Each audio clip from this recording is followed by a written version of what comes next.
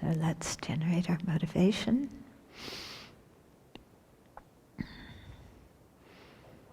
And how often during the day do we remember that we're in cyclic existence, in samsara?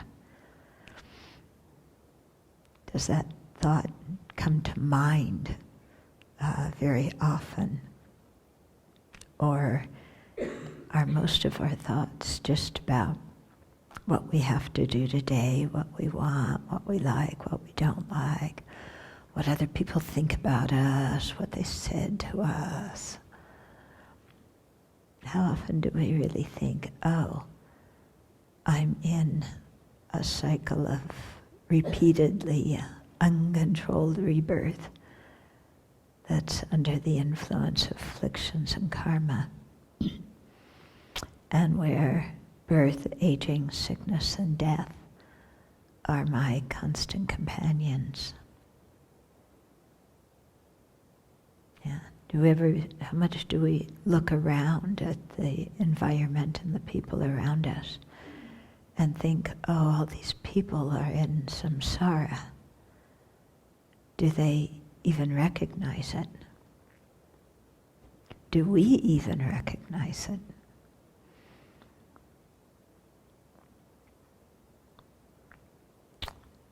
So the more we can get that, the more we can familiarize ourselves with that thought so that it arises frequently during the day, then the more the response to that thought will also arise, which is, I need to focus on getting myself out of samsara. And then hopefully that will lead us to wish the same for all other living beings. And then to generate the bodhicitta that wants to not only get ourselves out of samsara, but develop all of the qualities necessary to best help others do so.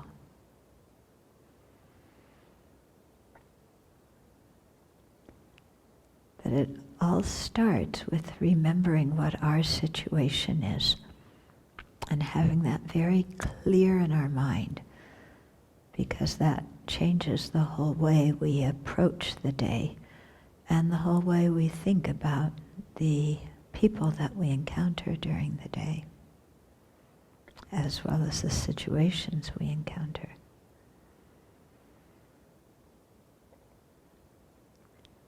So here we have a situation of listening to the teachings. So let's generate the proper motivation for doing so.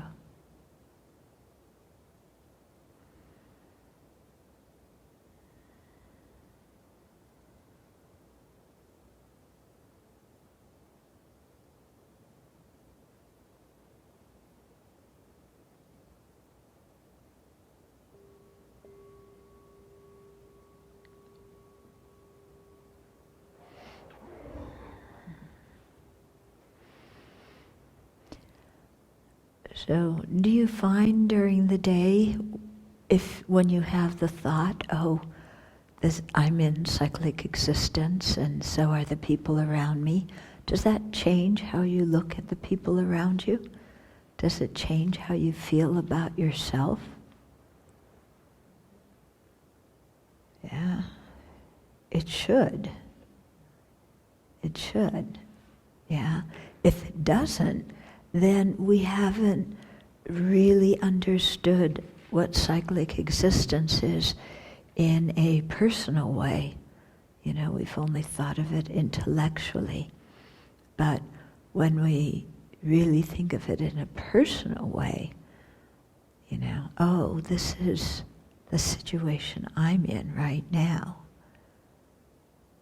Yeah, totally under the control of ignorance and afflictions and karma.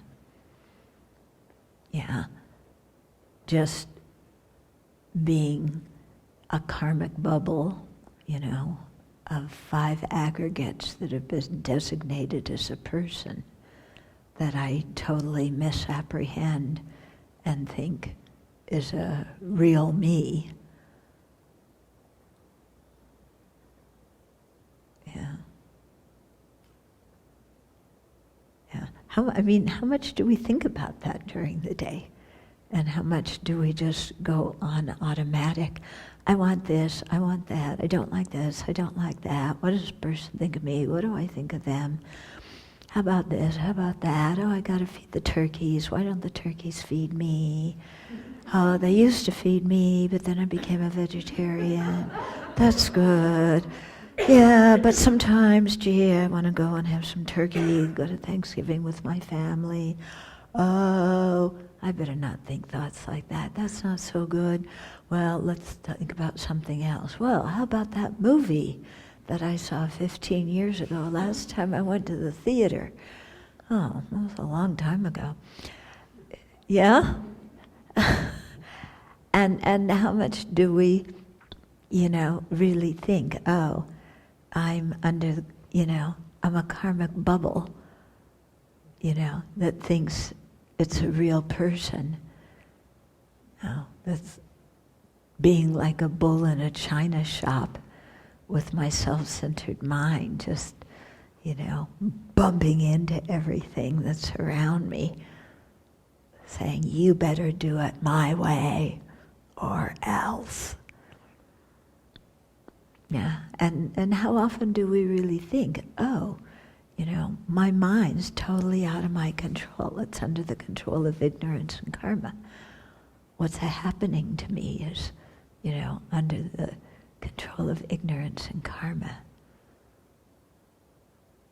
Those latencies.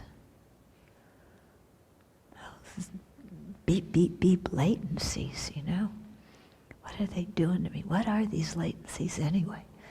Yeah. Okay? But really trying to, see what our situation is from a gut feeling. And then looking at all the people around us who are merrily going about their day and, oh, I'm planning for the weekend and I'm planning this great vacation and yeah, I'm going to stop at the bakery on the way home and, what football game is playing this weekend and what's the latest Donald Trump joke? I wish it wasn't, I wish people realized what a joke he was. Is that what's going through our mind, or are we really kind of thinking about the situation we're in? No? So the more we can be aware of just being in samsara, the more are the usual things that bug us and irritate us, just kind of, we don't have time for them anymore because they're really so silly. Yeah, compared with being in samsara, our usual problems are really silly. Yeah, but our mind, of course, makes them,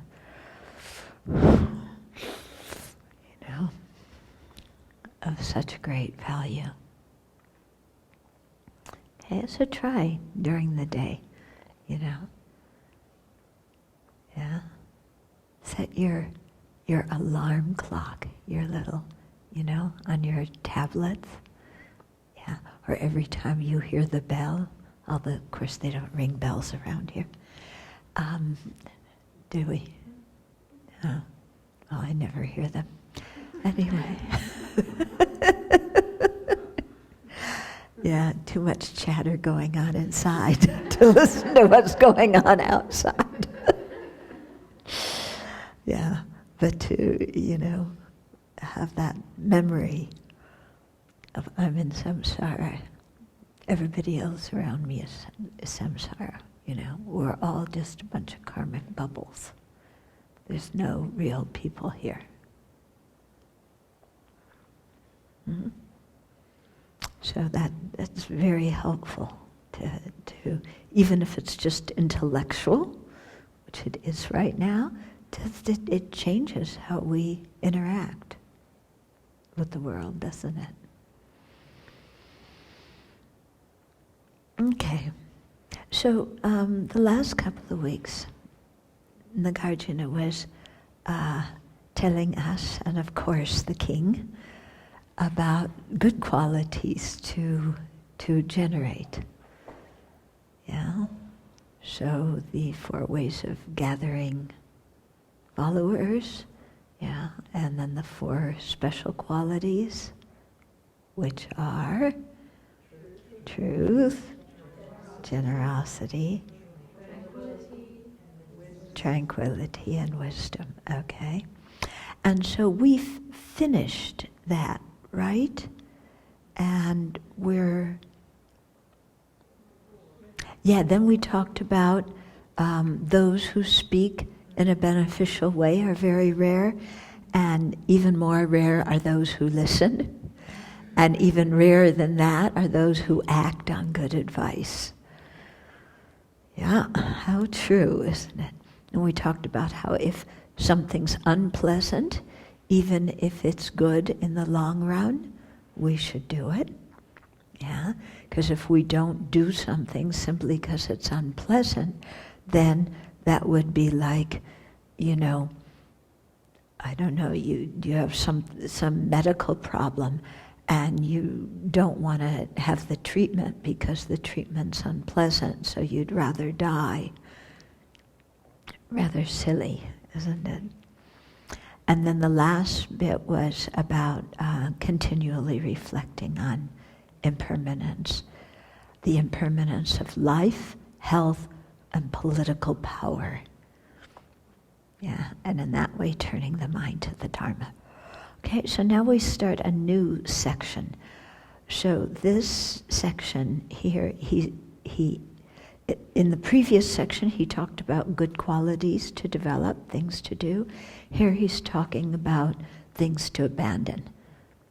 So forsake the causes of lower rebirth.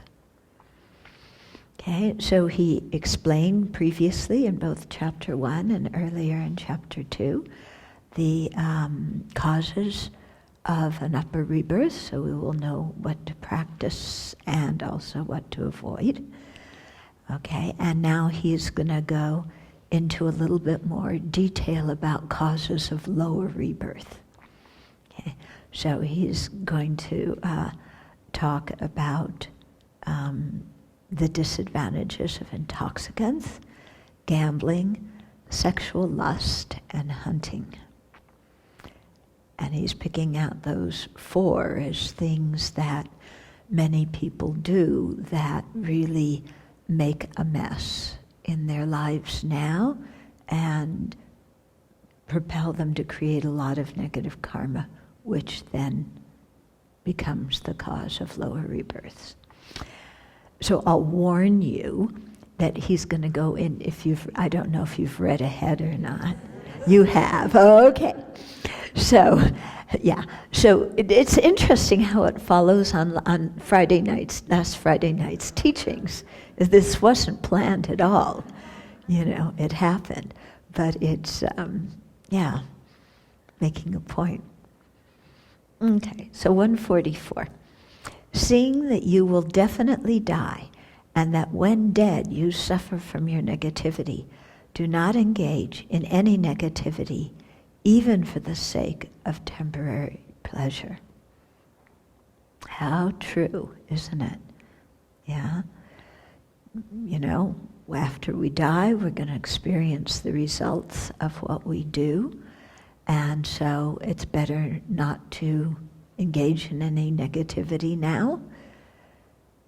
Yeah. Even for the sake of temporal pleasure. That even for the sake of temporal pleasure is the hard part. Because, not engage in any negativity, we all agree on that. Yeah, definitely I want to stop engaging in negativity. But when push comes to shove and there's negativity,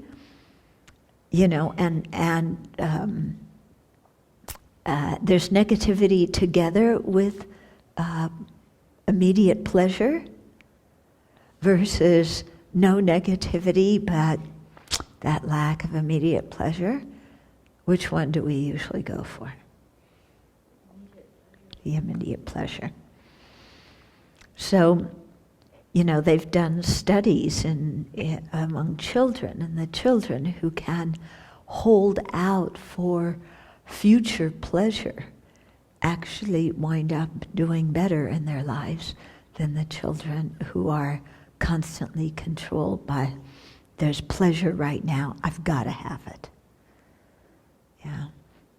Because even in this life, if we're always seeking immediate pleasure, then even as a kid, we're not going to do our homework. We're not going to eat nourishing food. We're not going to do anything that's good for us, because the mind's only focused on, I want my Twinkies, and I want my tablet, and I want my, baseball and football and, whatever it is, okay? So just this thing, even in this life, learning to not go immediately for pleasure. And it's interesting, even when we eat, do we eat the stuff we don't like first and save the best for last? Or do we eat what we like first and then save the rest for the last? How many of you save the best for the last? Okay, interesting. Probably why you're monastics. Yeah? Yeah? Because I really see with the inmates I write to, what's very difficult for them, first of all, sometimes is making the link between cause and effect.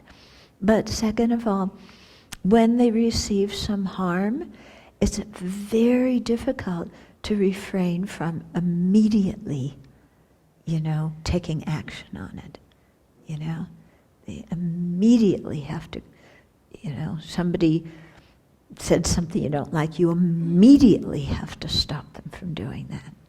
Yeah? So the thing of the temporal pleasure, or at least the pleasure that comes from releasing the pain of what somebody's done is so difficult to control. Yeah? And then that gets people in a lot of problems. It's not only inmates. This is the way of our society nowadays. And we're really all taught, go for the pleasure first. Think about the consequences later. Aren't we? Yeah? That's what advertising is all about. Spend more money than you have. And don't worry about being in credit card debt. Yeah? Sell your life away to the credit card people, but go for the immediate pleasure. Yeah? Whereas years ago, when some of us were kids, remember there were layaway plans and you had to save before you could get the object? Yeah, so there was delayed gratification and you had to work for it. And now people have no thought like that. It's just, I want it, even if I can't afford it, doesn't matter, get it. They pay, how much is the interest rate on credit cards now? Some. Yeah, at least 10%, probably more. 19? Oh, yeah. Even as 19% per month. 19. Yeah. It's like, well, it doesn't matter. I want it. Let's get it. And then, within what, 5 months, you're paying for 2 of the things. Yeah? So, okay, so here, very practical advice from Nagarjuna. It works, it applies to our daily life, and it applies to, our situation in samsara too, to refrain from negativity, if that's going to be, if we're creating the cause for our own future suffering. Then 145. In some cases, the dire result of negativity is not observed. In other instances, the dire result is observed. If there is comfort in one, why do you have no fear of the other? Okay? So here, what it's talking about is sometimes we don't experience the bad result of something in this life. It's going to be experienced in a future life. So we feel kind of comfortable and secure that the results of our negativities aren't being seen in this life.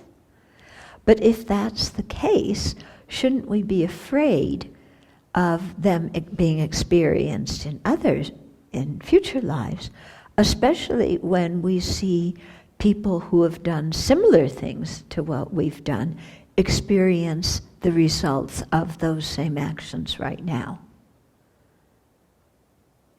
Yeah.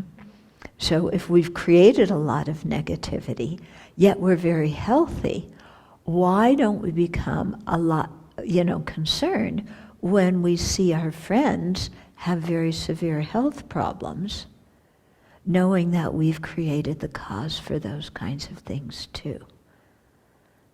Okay? So, he's advising us not to commit negativities and implicitly advising us to do virtuous actions. Okay? So prostrations, circumambulations, dharma study, making offerings, meditation, and so on. Okay? So just because we're not experiencing any pain now doesn't justify becoming complacent and thinking, well, I just don't have any negative karma, that's why everything's great. Or thinking, I've created some negative karma, but see, it's not even ripening now, so, it'll get put off a long time. Yeah, then we become quite complacent, and a bit haughty. Okay? So instead we should, really think about karma and its effects and live our life according to that belief. Okay, so he's telling this to the king especially because people who have a lot of power in society very often have more ability to do more negativity. Yeah, and so you see that, political leaders, they have a lot of power. It's easy to abuse it. People who are in the finance and different corporations, they have a lot of economic power. Again, easy to abuse it.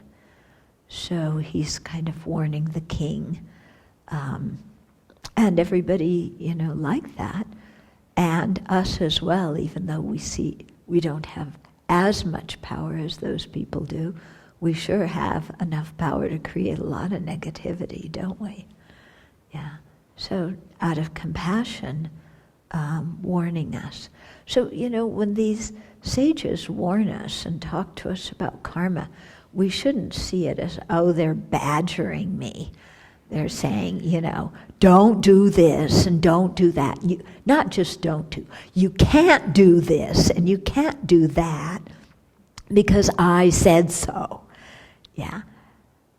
I mean, if you take what Nagarjuna is saying, or any, of these writers, as kind of laying some kind of authoritarian trip of don't you dare do this on us, then we've completely misunderstood what they're doing, because in fact they don't need to warn us about these things. They could just say, well, Buddha said it, let them read what the Buddha wrote.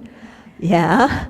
But, why do they remind us? Because they have compassion for us and know that, we need to hear it many times, and that sometimes we don't get around to reading what the Buddha said, and, we have doubts and so on, so they remind us. So we should see these kind of reminders as something they're doing motivated by compassion, not out of, authority trips. Okay, so then let's see here the first thing Nagarjuna is gonna, tell us. From intoxicants come the world's disdain, your own failure, and the loss of your wealth. Confused, you do what you should not. Therefore, always refrain from intoxicants. But, it helps me relax. And it helps me think creatively, especially when I smoke dope or drop acid. I think so creatively. It's really good. And alcohol, it just loosens me up, helps me make friends. Shouldn't I have friends? That way I can spread the Dharma to more people. And then also, when I go to my family dinners, I need to drink because everybody at the family is drinking. And if I don't drink with my family, or if I go to a party with my friends and I don't drink, they're all going to look at me and say, oh, are you some kind of prude doing some kind of holy trip looking down on us? Yeah? And they won't like me, and they'll accuse me of being holier than thou. That's no fun. And anyway, everybody always meets at the pub. So how am I going to get any dates if I don't go to the bar? Yeah, I'm not going to meet any dates. I'm not going to make any friends if I just go to the newsstand. If I go to the bar, I'll meet some people.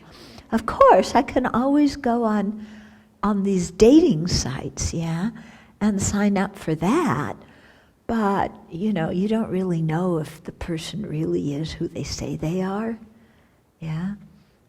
And they put a picture of what they looked like 20 years ago. And when you meet them, they don't look like that anymore. So going to the bar is better, Then I relax, I'm out of the house, I make friends. And what's wrong with it anyway? What's wrong with it? It comes from fruit. And you're always telling me fruit is good for my body. And actually, some of the doctors have done, the researchers have done some study, and they say a little bit of wine every day is good for your heart. Thump, thump, thump, thump. So I want my heart to keep thumping. Yeah? So it sounds good, doesn't it? I hear this story so much because many people come and they ask to take the precepts, but they want to take the 4 precepts. Maybe some of you did that? They want to take 4 precepts. So then I say, okay, you can take 4, and the others here will take 5, and then you can go out and get drunk and celebrate because we're creating virtue.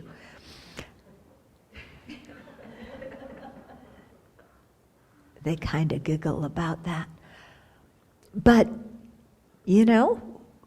so many reasons why I can't give up drinking and drugging. Yeah? It's amazing. But, okay.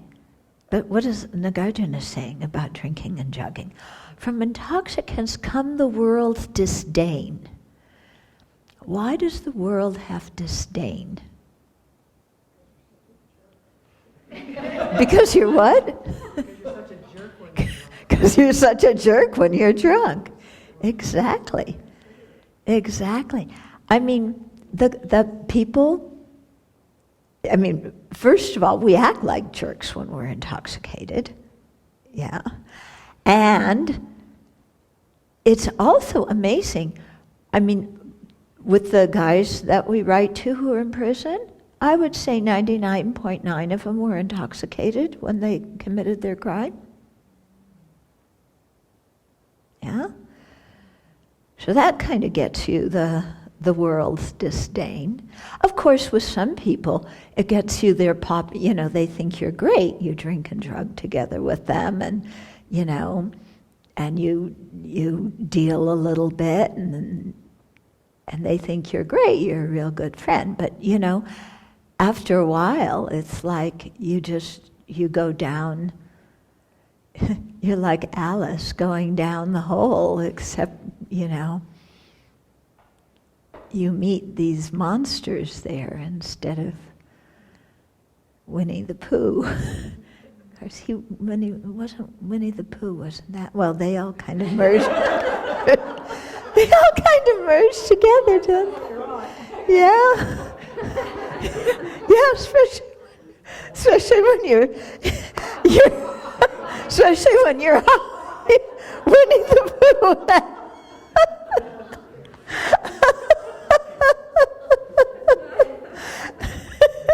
And Hansel and Gretel,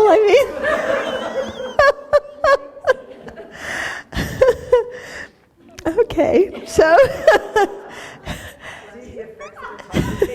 yes, this is the effects of intoxication, right? Okay. Okay, so you earn the world's disdain.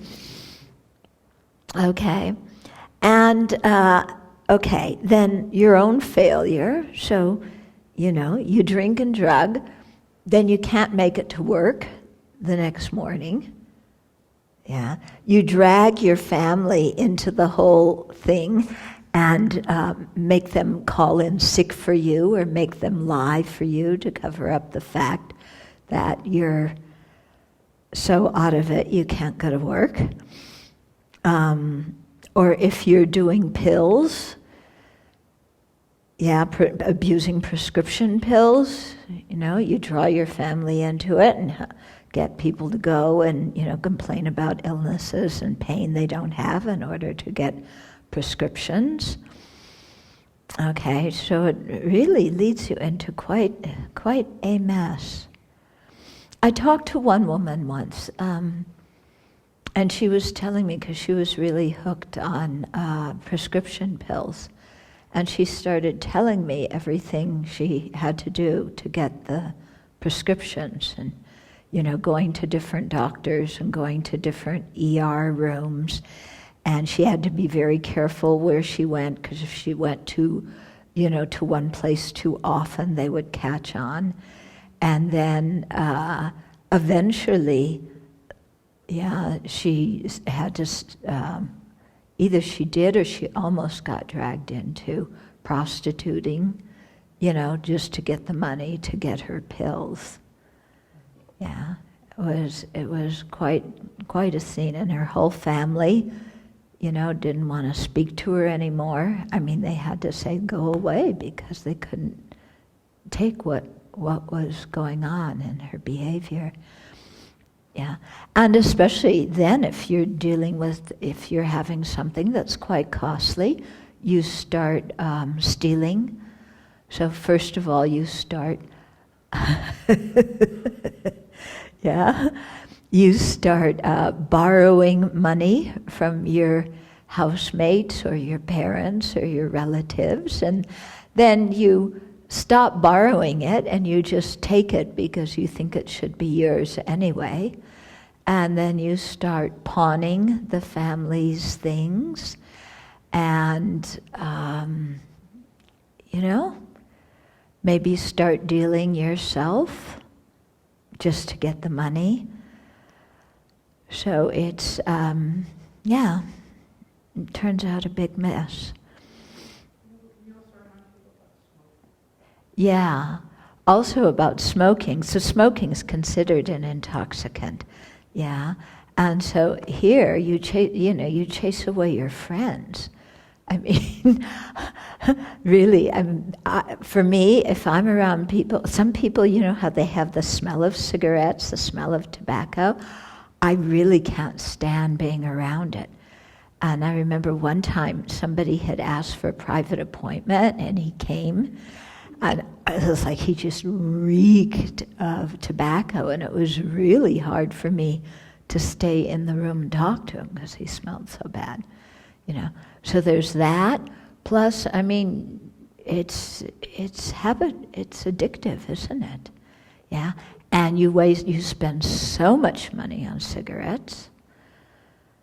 Yeah, actually on all the drugs. Yeah, the next thing he said, your own failure, but also the loss of your wealth. Yeah, buying cigarettes, buying alcohol, buying drugs. Yeah. And it's coming. Your health and your wealth. Yeah, your health really goes down the tubes. And they're having, this big epidemic almost of death from heroin overdoses. And it's only because it's happening in white middle-class communities that they're starting to see it now as a public health problem, not as a criminal problem, you know. And I think of how many people are sitting in prison because, you know, they were minorities and they were arrested for the same thing that now people are, you know, see as a public health problem. But what's nice is there's some police departments, a few of them, who are beginning to say, look, if you're addicted to something, come in and we will help you. We will find you a treatment program and we won't arrest you. You know, and they say this publicly in the communities, and it's really helped because some people have actually come in. Yeah. Okay, but your wealth goes down, your health, yeah, from lung cancer to cirrhosis of the liver to everything else in between. And not to mention, you know, just the danger of overdose. And I was blown away when I learned that more people in this country die of overdose of prescription drugs than they do of illegal drugs. Yeah. Okay. And then, of course, what does it do to your family when they find you and you've overdosed? And yeah. Then confused. Yeah, sure are confused when we're intoxicated. You do what you should not do. We say all sorts of things when we're high, don't we? That afterwards we go, oh my goodness, did I say that? Did I do that? Yeah. And I'm going to weigh in on something that some people may not agree with, okay? But okay, being intoxicated is no excuse for somebody to rape you, because they're having a lot of discussion about date rape and rape on campuses. So just because somebody's intoxicated doesn't mean raping them is okay. Okay, definitely not. However, I think people can protect themselves from getting raped by not getting intoxicated. Yeah? So, of course, blaming the victim and saying, you were intoxicated, you deserved it, you were intoxicated, it's your fault, that's not right. But I think, you know, people can get smart and not do things that put us in dangerous situations. Yeah? So you don't blame the victim, but realize you have some power yourself to make yourself into a victim. I'm sure I'll get a flood of letters after this. Are you saying that? No, I'm not saying that. But I am saying that, you know, we can protect ourselves. This is where the cooperative conditions become a crucial piece on whether karma ripeness, negative karma ripeness. Exactly, yeah. Very good point, yeah. Because when you're intoxicated, you're setting up the cooperative conditions for negative karma to ripen. Yeah, if you have some negative karma that could easily ripen in a car accident, drinking is going to help that karma ripen, isn't it? Yeah. So, to think about that. Okay, so your body and your health decrease. Sometimes you neglect your appearance, you become disheveled, you get involved in activities that are really stupid. Okay, say all sorts of things that we wish we hadn't said afterwards. I won't tell you any personal stories with this verse, although I could.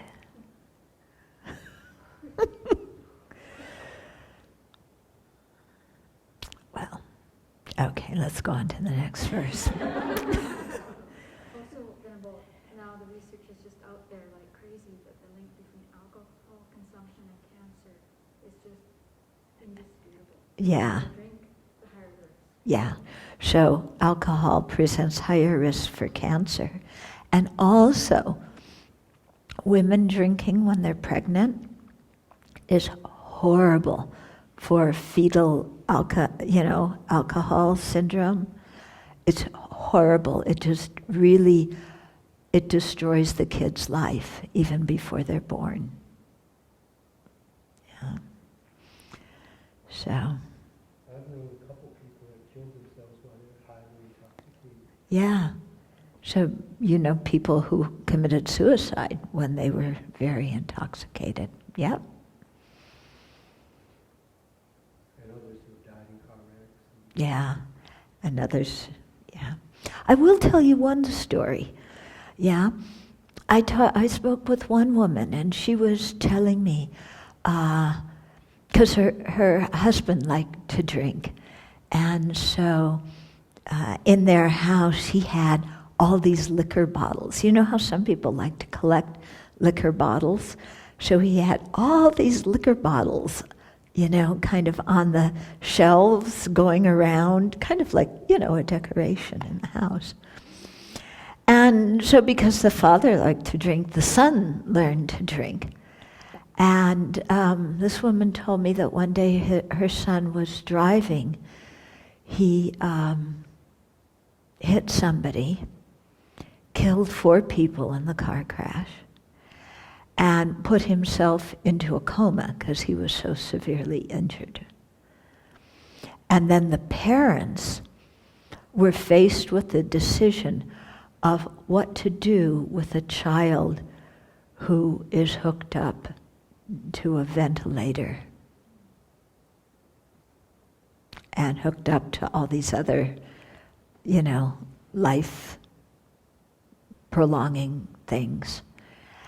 And it was torture for the parents, yeah? Do you keep your child on that and the hope that he will wake up from a coma? Meanwhile, you know, you're not rich and all your money's going into that. But the thought of pulling the plug on your own child is like horrible. Yeah. So she told me eventually they decided to pull the plug. And just, I mean, how excruciating that was to do that for their own child. And how when her husband came home after that and looked at all the bottles on the wall, he just went like that, you know, because he realized that he played some role in his son's death. Very sad.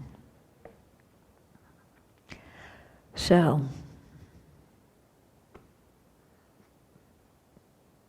now we understand why there's the 5th precept. Yeah?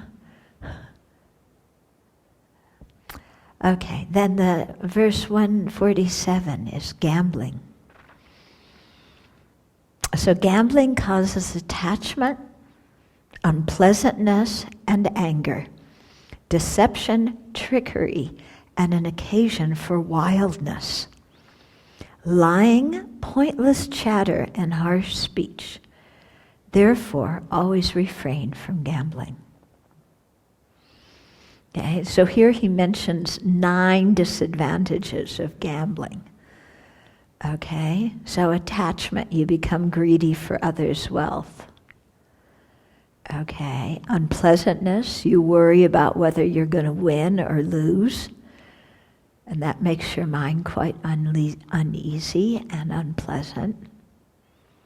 Anger, yeah. You get overwhelmed by unhappiness and anger when you lose. Deception and trickery, so you resort to deception and trickery in order to win. Okay, when you gamble, your mind and your behavior become quite excited and wild.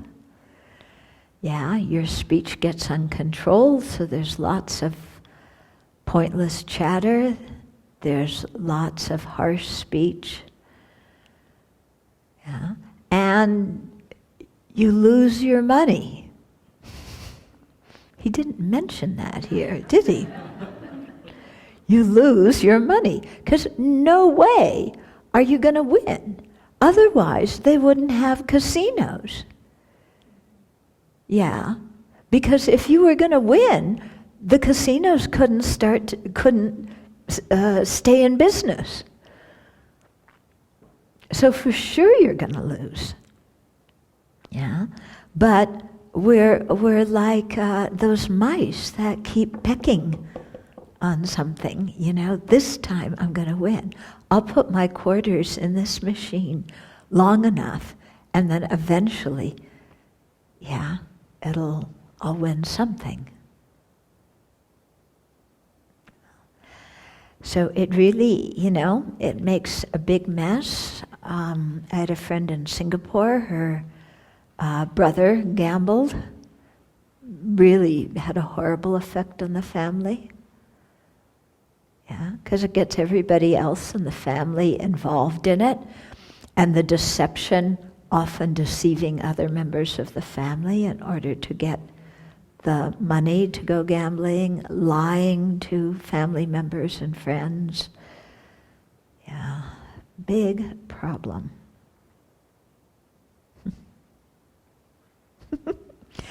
I'll tell you a story now.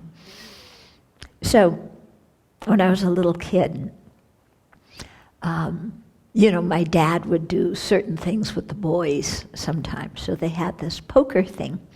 And I think once a week or once every 2 weeks they would play poker. And they would go from one guy's house to the other guy's house, So one day they were having it at our house, We kids we had to go to bed early when, they were coming. So they had the poker thing at our house. And then the next morning when I went for breakfast, because they would play around the kitchen table, and there was, a wall behind the kitchen table. And there was all this goo on the wall behind the kitchen table. I said, what happened? Well, apparently they were playing poker. I don't know if they were drinking. My dad he didn't drink very much, but maybe the other guys did. But anyway, one of them said something really obnoxious, this thing of harsh speech. And my mother had a cake that she was cutting up to serve them, as the hostess. But this guy made such an obnoxious remark, she threw the cake at him. And that's it was all the gooey white frosting on the wall the next morning. So that's really a disadvantage, isn't it? You lose your cake.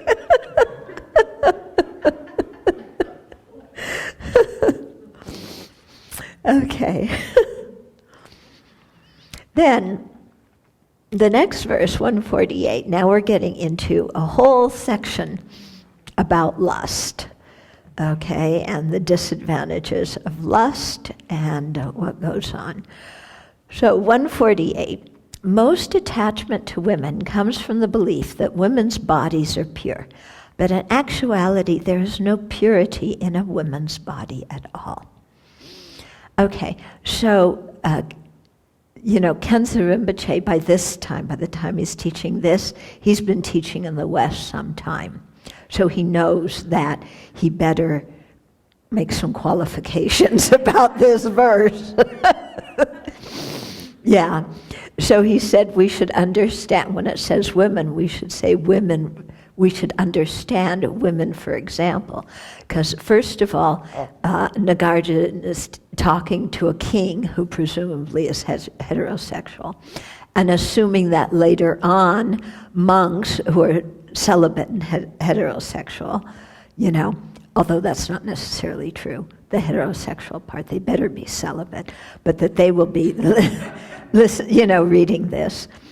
So he talks about women, but, it applies equally to men and it applies equally to our own bodies. And if you read in chapter 8 of Shantideva's Engaging in Bodhisattva's Deeds, same kind of discussion, So really seeing that they're talking about the antidote to sexual desire, according to the audience, which in those days was principally men. So I thought it will be interesting, once we're reading the verses, that sometimes we say men and sometimes we say women.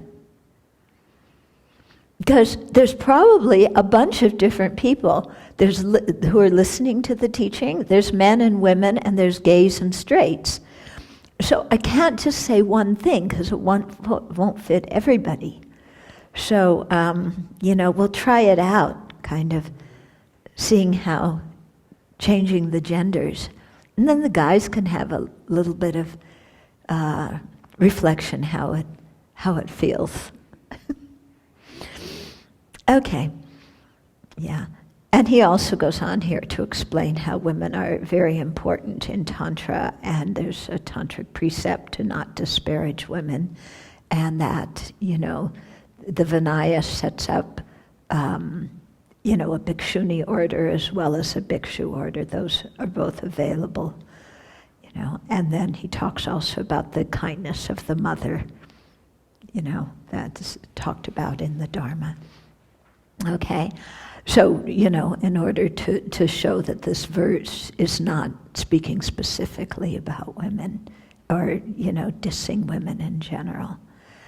Okay, but talking about the unclean nature of whoever it is that we're sexually attracted to, that there's no purity at all in that person's body. Okay, so, when you feel sexual desire arising, if you start, thinking about the nature of the body, your desire goes away real quick. Yeah, this is actually a technique that does work if you really stay with it, okay? Because we always think of our body as clean and beautiful, yeah, and that's what allows desire to arouse for another person's body, because especially we think their body's really clean and really beautiful. But as soon as we actually look at what it is, it becomes a little bit less desirable. Okay? So let's see what the body is. Okay? And all he's doing here is describing the body for what it is. If at any point you think he's saying something that is false, then say so. Okay? But if he's saying what's true, then take it to heart. Okay? So his mouth is a vessel of impurity with putrid saliva and gunk between his teeth.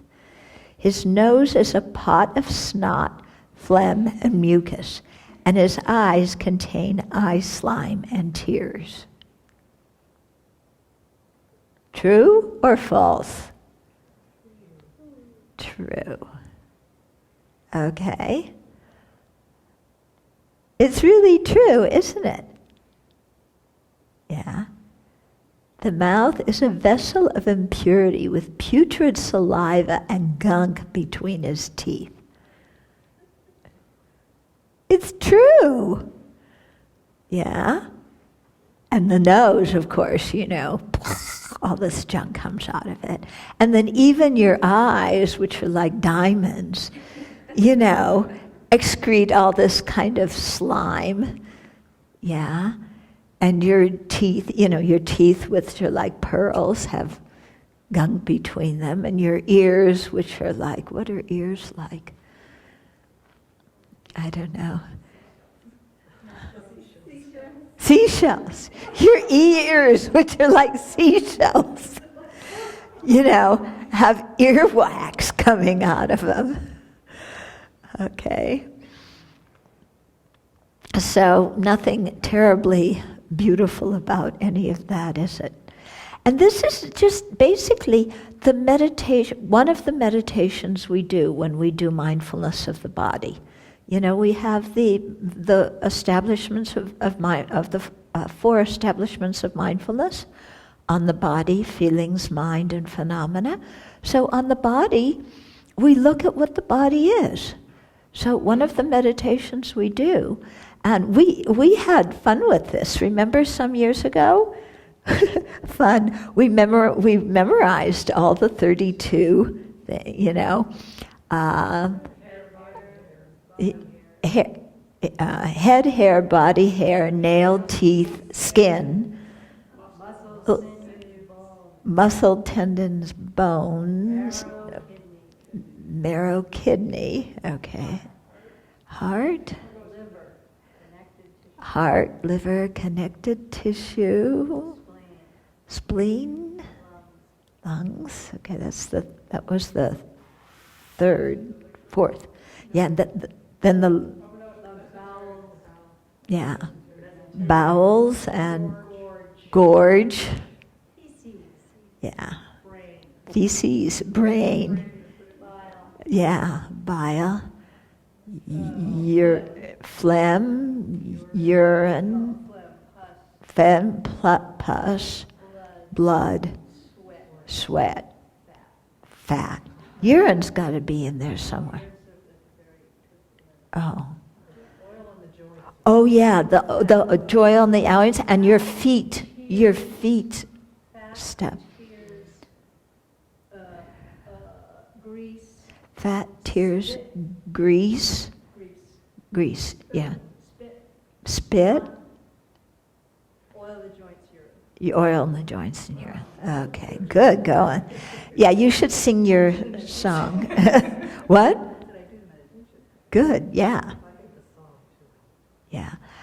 Huh? Venerable Judy's song about... Yes, her song. She'll have to do that. Yeah. But it's very effective, because you see what the body is, and that it's basically like a garbage bag that's full of disgusting stuff that's smooth and soft to the touch. Yeah? But it's a garbage bag. It's like a garbage bag that's tied at both ends with all this junk inside. But the garbage bag, is like painted this pretty color and it's kind of feels soft to touch. But inside it's just all this really putrid, disgusting stuff. Isn't it? Isn't it? Yeah? If we look at it, if you're somewhere where there's been an accident and somebody's bleeding, or, there was an explosion and there's parts of the body anywhere, people just scream in horror. It's, they faint. They even faint. So, it's not like we think, this is so beautiful. Like unknowing persons who have become attached to an ornamented vessel filled with filth, ignorant and confused worldly beings are attached to women.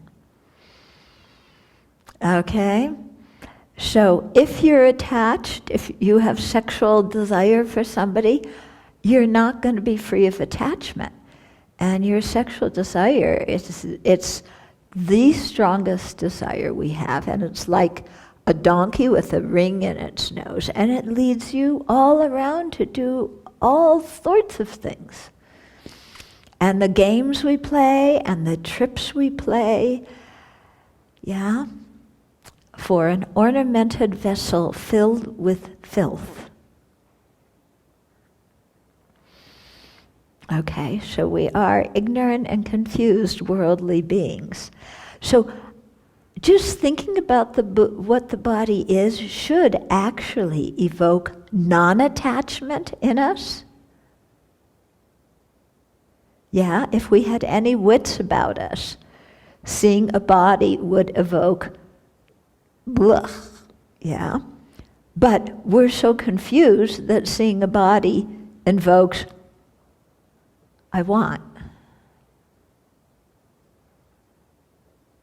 Yeah. Even though it's not like really realizing emptiness, where you have to use all kinds of logical reasons to understand it. Seeing the bodies, just disgusting stuff we can see with our eyes, and yet we can't see it. Yeah?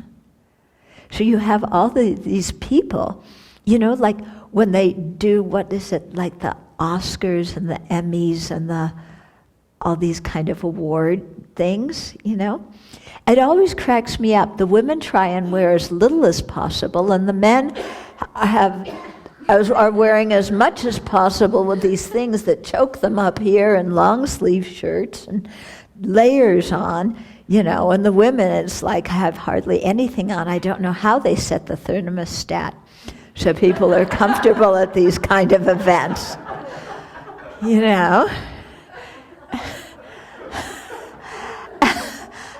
then, and then people want us, the big thing is to stand on the red carpet and have some guy take your picture while you're going like this or this or how do the guys stand?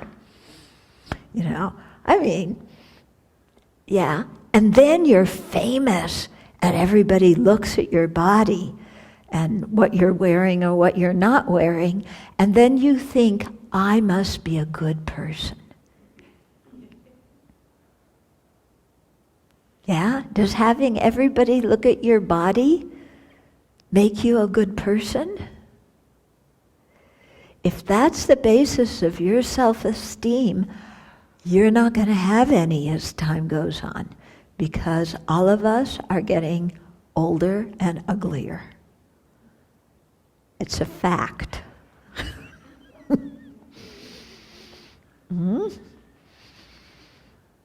Just as filth-loving pigs are greatly attached to heaps of feces and urine. You ever watched pigs in a pigsty? Have you ever smelled pigs in a pigsty?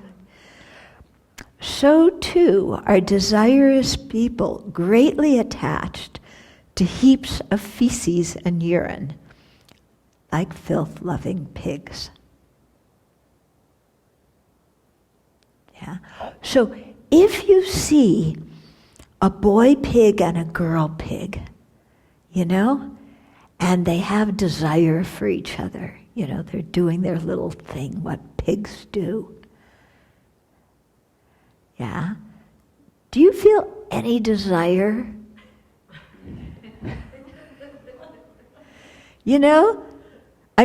If you're usually attached to men or women or whatever it is, do you feel attached for the girl pig or the boy pig? Yeah? But the other pig feels really attached. But we don't feel attached because it's a pig. Okay.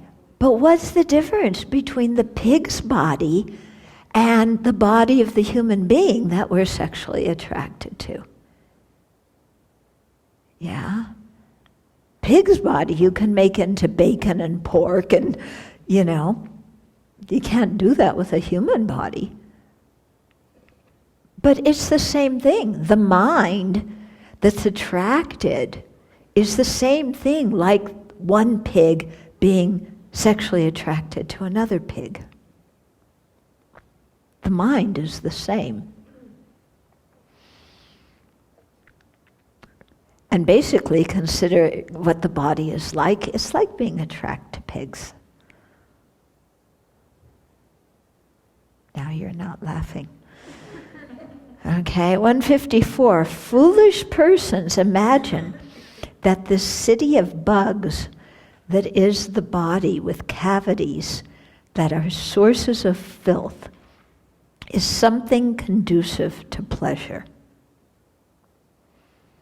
Okay, so our body is filled with all sorts of worms and microbes and all sorts of stuff. Okay, it has many cavities that are the source of filth. Actually, our whole digestive system is actually outside of our body. Yeah, it's just a tube running through. And all the tissue on the digestive system is the same as, it's related to the skin tissue, isn't it? We call it epithelial? Yeah, it has some relationship to skin tissue because your whole inside lining is the lining that's the outside of your body. Because what goes through that whole tube is actually outside of your body, even though it's inside your body. Are you getting what I'm saying? Yeah? Okay. So within those cavities, yeah, in our whole digestive system, yeah, we look at some food and that's so beautiful. And then you put it in the mouth and you chew it. If somebody chewed it and spit it out, is that food so beautiful? No.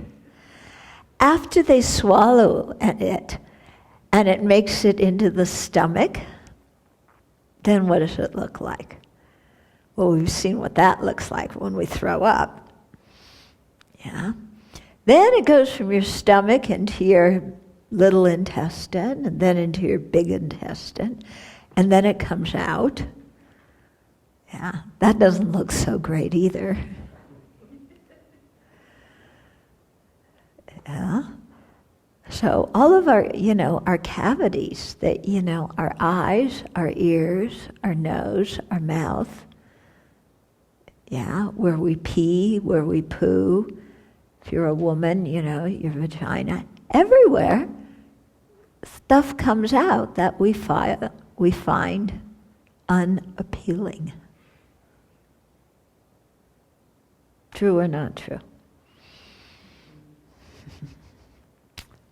Okay. When you yourself see the impurities of excrement, urine, and such, how can the body being composed of them be something pleasant for you? Okay, so our body is produced from causes, the sperm and egg of our parents, which are filthy in nature, aren't they? So it comes from these dirty substances. So how is the body that comes from them going to be something beautiful? Yeah. But then when you have a baby, the baby's body is so cute and adorable. But what comes out of the baby's body? It spits, it throws up, it poos, and it pees. And yet we think that baby's body is so adorable. Okay? It is produced by the seed of impure essence, an admixture of ovum and semen. How can the lustful be attached to it when they know its nature is impure?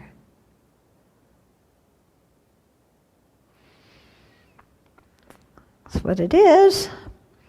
One who lies with this filthy mass, covered with skin, moistened by those fluids, is doing nothing more than lying on top of a man's bladder.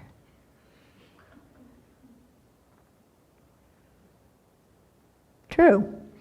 Shantideva says that when you want to hug somebody, you might as well hug a pillow, because a pillow's cleaner than a person.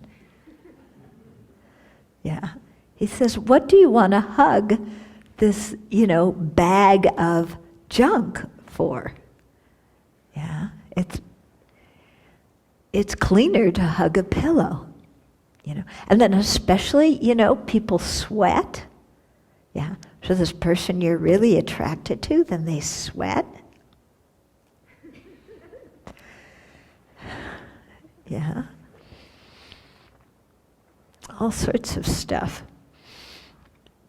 Okay, so our true grasping mind apprehends the body as truly existent, and on the basis of that, attachment arises.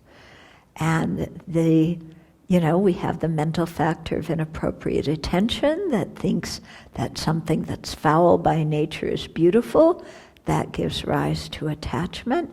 And then when we're attached to somebody, we act like turkeys. Yeah. I don't know if in high school, but I remember we had this expression. Sometimes we would call the boys turkeys. Of course, they called us chicks. Yeah. But when you're here, being here in the springtime and you watch the turkeys, yeah. And that's what human beings act like when they're sexually attracted. They act like the turkeys. Yeah. So you have all the girl turkeys, they stick together and they're pecking and eating. And the boy turkeys, yeah, are going around, they think they're so good looking. They take their feathers and spread them out.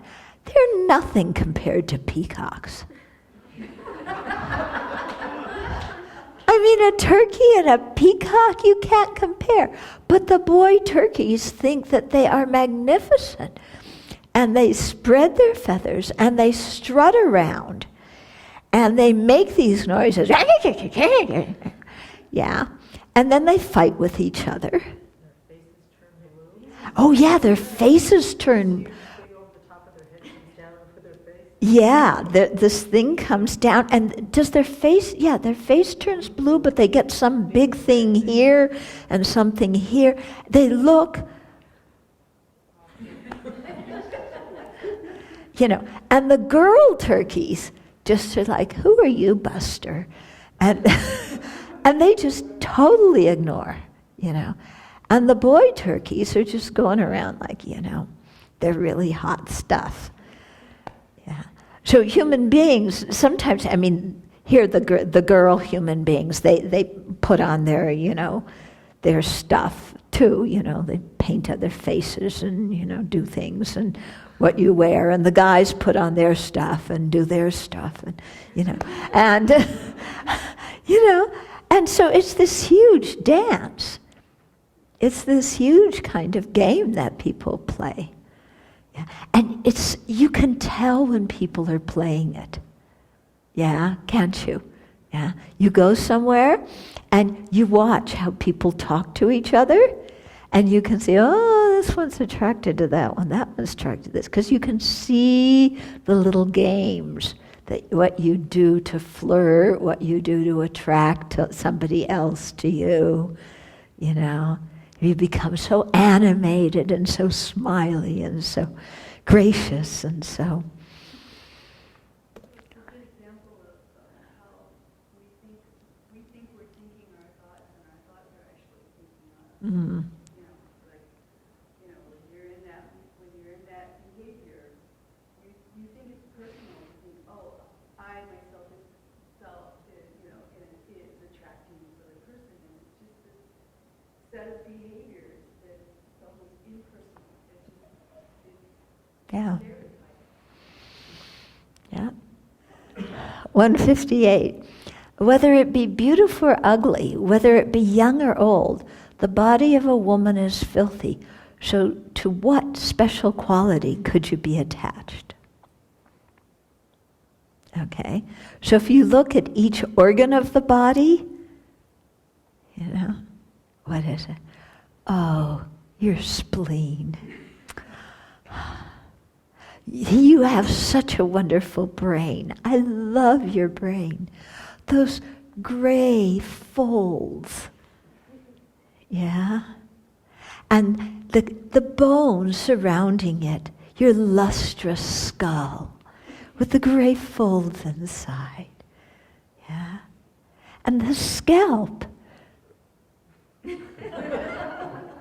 Look at the scalp. Isn't that beautiful? Huh? Have you ever been to an autopsy? Yeah, you're a doctor, you've been. Yeah. Autopsies are awesome. You really see what it's like. When I was in Thailand, because the monks there go to autopsies as part of their practice. So I, of course, wanted to go. And so they took me, and there was a lay woman who was kind of traveling with me, and then some monks. And we went to this hospital for the autopsy. One of the monks was very concerned that we were going to faint during the autopsy. And that's because he had fainted the first time he had gone to one. So he thought, well, these women are going to faint. And we said, look, we've been with our moms with, dead turkeys and chickens and meat, and, we've handled meat before. We're okay, we're more concerned with you guys fainting. So we went in there. The guy, he had drowned actually the day before. He's lying naked on the table. You kind of expect him to roll over and stand up, but he's not, And then they started doing the autopsy. So they cut here and then peeled back the scalp. So you really saw what the scalp is, just this piece of skin with this hair. Not very attractive, yeah? And then they take this drill. I don't know if this is how they do it in the US, but this was Thailand. There's this kind of round thing that's spun, and they use that, and they cut, all around here, and then took the skull off, like you're taking off a hat. And then, took the brain out and different things. And they weighed all of them. They had like a scale you have at the grocery store, throw his brain in, mark down the weight, throw this in, And then they cut, and they cut all the way down here. And it was really something. When they reached up here and pulled out, and out came the tongue and the esophagus, through here. And then, opened up the chest, and, all the lungs and all that gunk, and his stomach with the undigested food. And, and so looked at all the organs, weighed the organs, took them out, had to slice some of them. And then, when it was all done, because they have to give the body to the family, they took everything, all the organs that they had taken out, and they just stuffed them back into the torso. They didn't put it where each organ belongs. They just took it like, together with the newspaper that, it had been, and whatever plastic they were using, everything around, they just stuffed it back into the body and sewed it up. And then he looked like, then they were able to give the body to the family. I have pictures if you want to see. Yeah. So, you really see what the body is. And you don't get aroused at at an autopsy. It's, it just doesn't do it.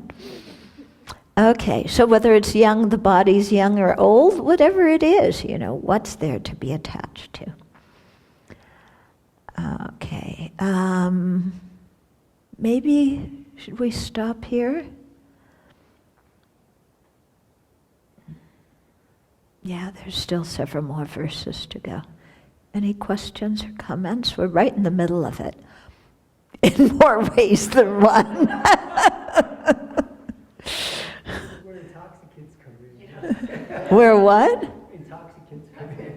Yeah. I just think it's amazing how deluded we can make ourselves. I've a number of times when I'm walking my dog, you'll see some other dog stand there and there's poop on the sidewalk.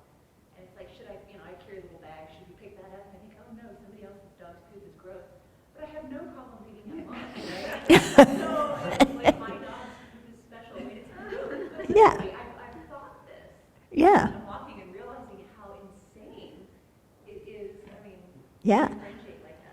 And I've talked to mothers who say that cleaning up their baby's poop, they don't even feel like the baby's poop is dirty. Their baby's poop. Yeah. Other people's baby's poop is. Yeah. Yeah, so completely illogical. Yeah.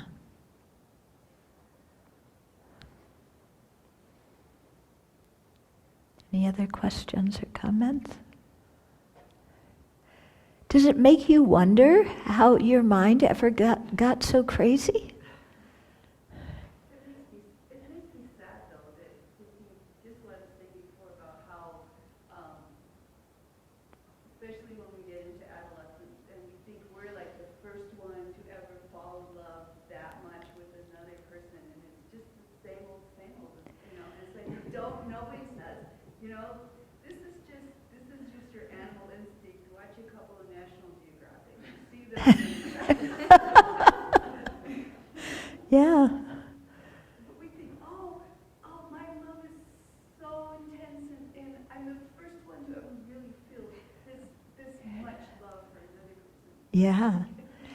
And but, if that person's mind were in a body that looked different, would you still love them the same way?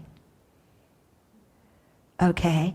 That person that you fall in love with, if you could take their mind out of that body, put it in the body of whatever sex they're not, and make them 85 years old,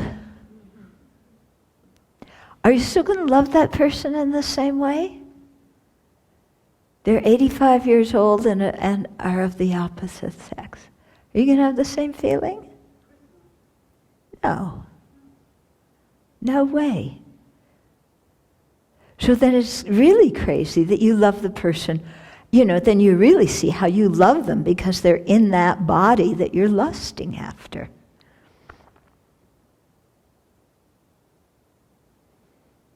So is this how ignorance plays itself out in the desire realm, is that we have our senses are driving us so much that we can't perceive how things actually exist, that ignorance is propelling us to see these bodies in the exact opposite way Yeah. in which, is it Well, part of the desire realm appearance that's... Well, this is the characteristic of the desire realm, that we're so completely overwhelmed by desire for sense objects.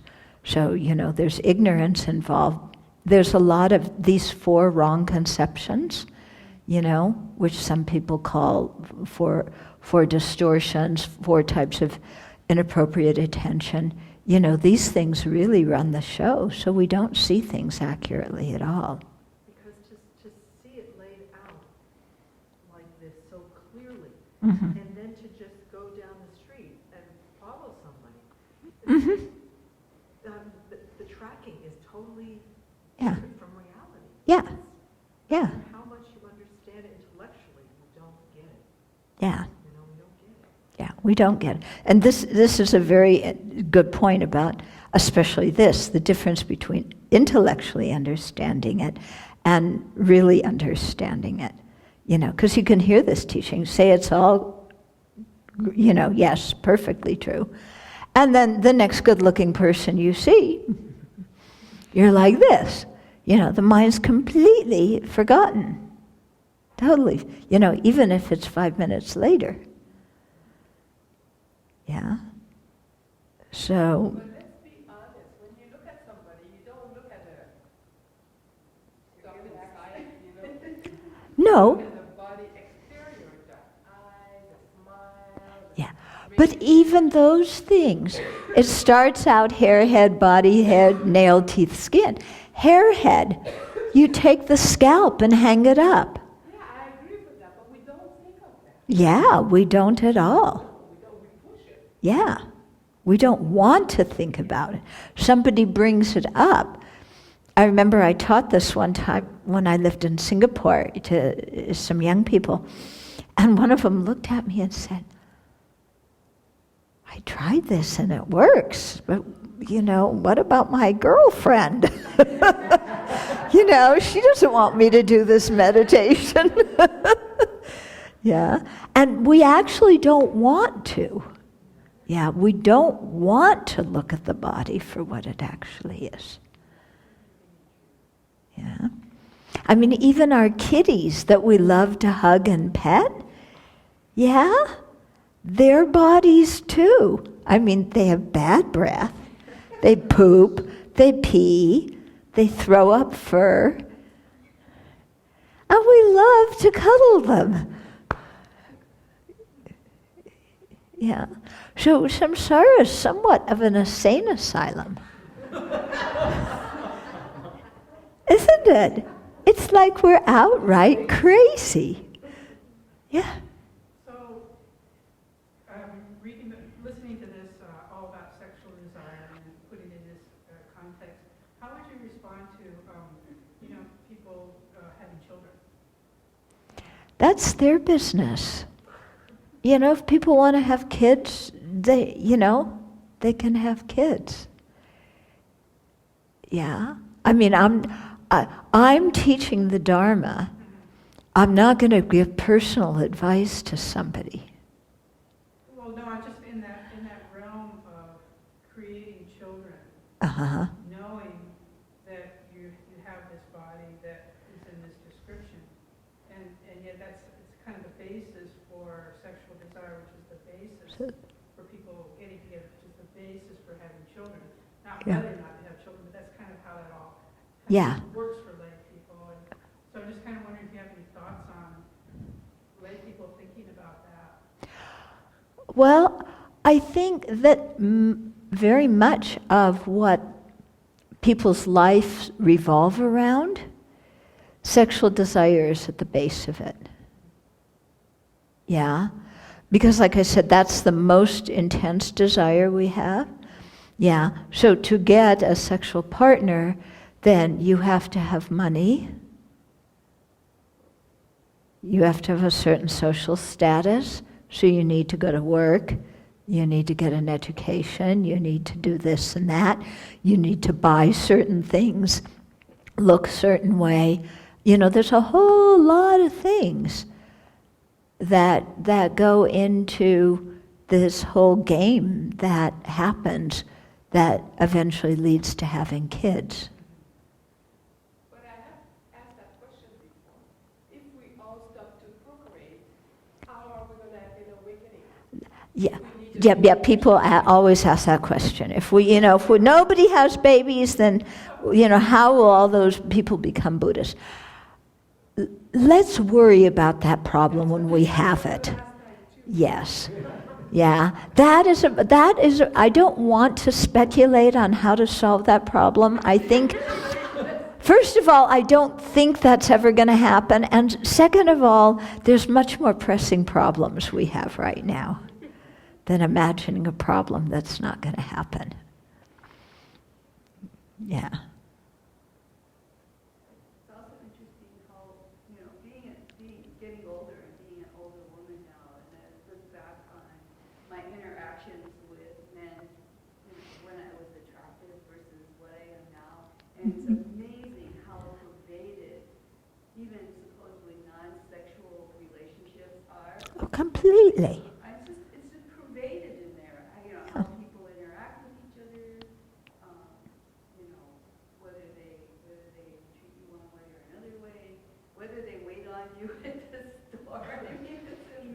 Yeah, my sister said it's much harder for her. My sister's only 49, and she looks much younger, but she says it's much harder for her to get customer service at a store now than it was 20 years ago. Yeah. So she takes her daughter, my niece, who's gorgeous, and then it's easier to get customer service. Yeah. Okay, so we have to stop here.